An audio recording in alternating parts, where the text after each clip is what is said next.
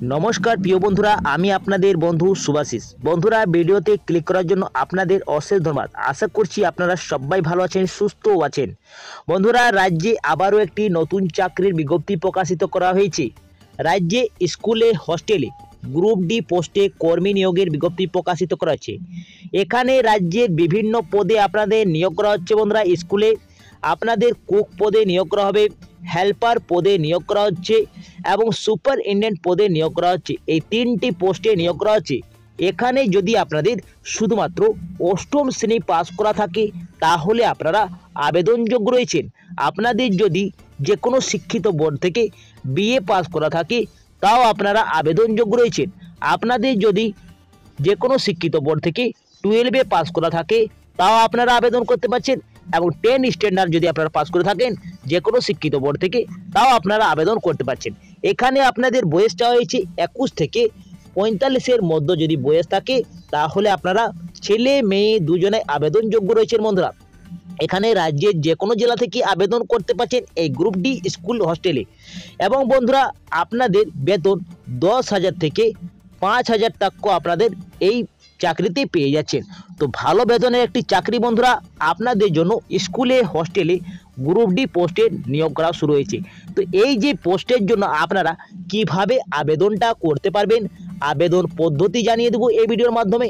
আবেদনের last date কবে থাকছে এবং বেতন কাঠামো কোন পোস্টে কত দেওয়া হচ্ছে, শিক্ষাগত যোগ্যতা কোন পোস্টে কত থাকছে এবং এই যে নিয়োগ করা হবে তো নিয়োগটা কিভাবে করা হবে সমস্ত ডিটেলসে জানিয়ে দেব এই ভিডিওর মাধ্যমে। তো চলো বন্ধুরা, বেশি দেরি না করে তাড়াতাড়ি ভিডিওটা শুরু করা যাক।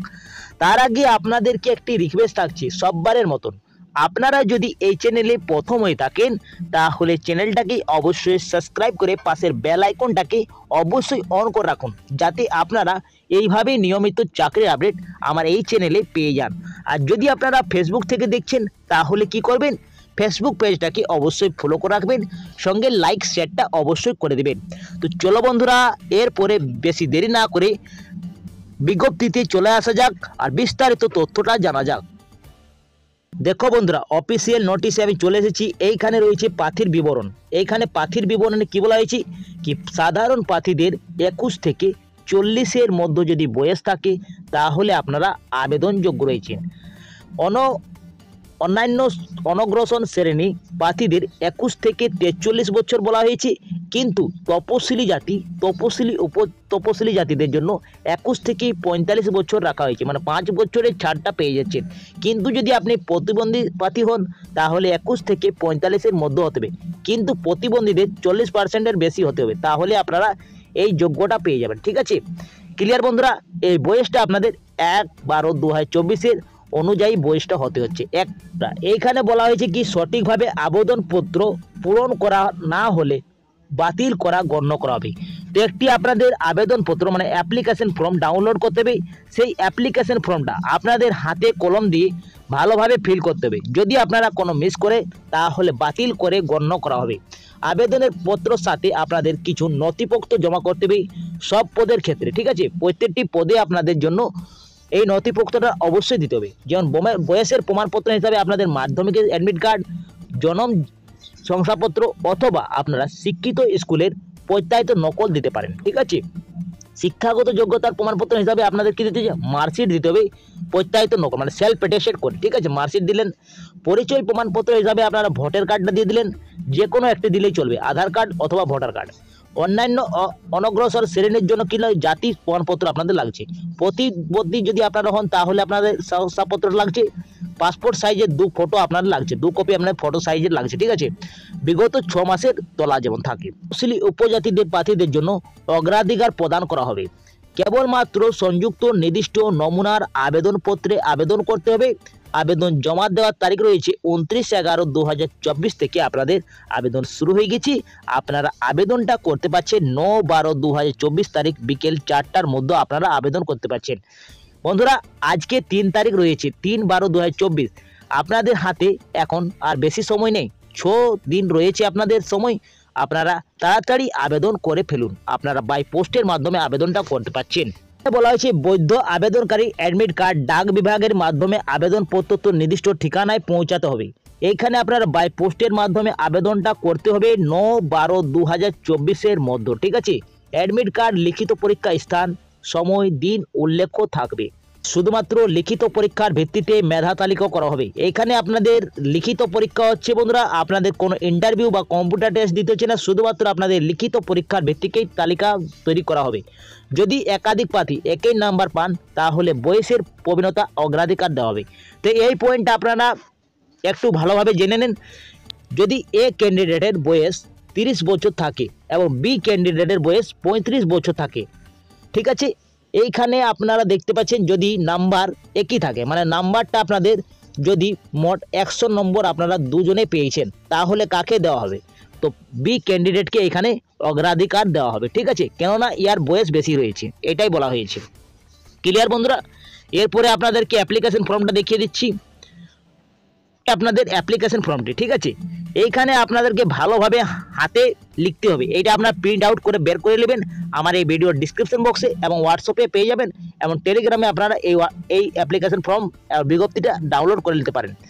তো আপনার আগে সবথেকে প্রথমে রিসেন্ট পাসপোর্ট সাইজের একটি আঠা দিয়ে সেটে দিতে হবে। এখানে পাসপোর্ট সাইজের ছবি দিতে হবে, এটা আপনাদের 6 মাসের যেমন পূর্বে থাকে, ঠিক আছে। এইখানে বলা হয়েছে মহাশয় আমি শ্রী কুমারী শ্রীমতী, আপনাদের নাম দিবেন, বাবার নাম অথবা স্বামীর নামটা দিয়ে দিলেন। এইখানে ফের একবার আপনার নাম দিলেন, বাবার নাম দিলেন, পুরো ঠিকানা দিলেন, গ্রাম, থানা, পিনকোড, ডাকঘর, জেলা সমস্ত দেওয়ার বাদে নিচে চলে আসবেন। 4 নম্বর পয়েন্টে স্থায়ী ঠিকানা রয়েছে, সেম টু সেম দিয়ে দিলেন, যদি একে রয়েছে তো একে দিলেন, আলাদা থাকলে আলাদা দিবেন। এখানে মোবাইল নাম্বারটা অবশ্যই মেনশন করতে হবে। শিক্ষাগত যোগ্যতা দিতে হচ্ছে, যেমন পরীক্ষার নাম, পরীক্ষা উত্তীর্ণ বছর, বিদ্যালয়, বোর্ড, বিদ্যালয়, মোট নাম্বার, প্রাপ্ত নম্বর, পার্সেন্টেজ সব কিছু দেওয়ার বাদে ফের নিচে চলে আসতে হবে। নিচে আসার বাদে 7 নম্বর কলমে কি বলা হয়েছে?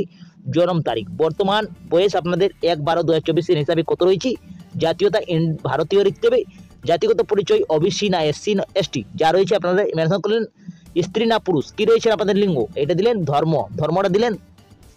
তারপরে বন্ধুরা এখানে বলা হয়েছে কি আমি শ্রী নামটা দিলেন, আবেদনকারীর নামটা দিলেন, এখানে আবেদন পূর্ণ স্বাক্ষর যেভাবে করেন আপনারা সেই স্বাক্ষরটা করলেন, তারিখ, স্থান।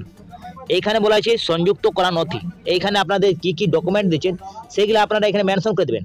তারপরে আবেদন জমা দেওয়ার শেষ তারিখ রয়েছে 9/12/2024 বিকেল বেলা 4টার ভিতরে আপনাদেরকে আবেদনপত্রটি জমা করতে হচ্ছে।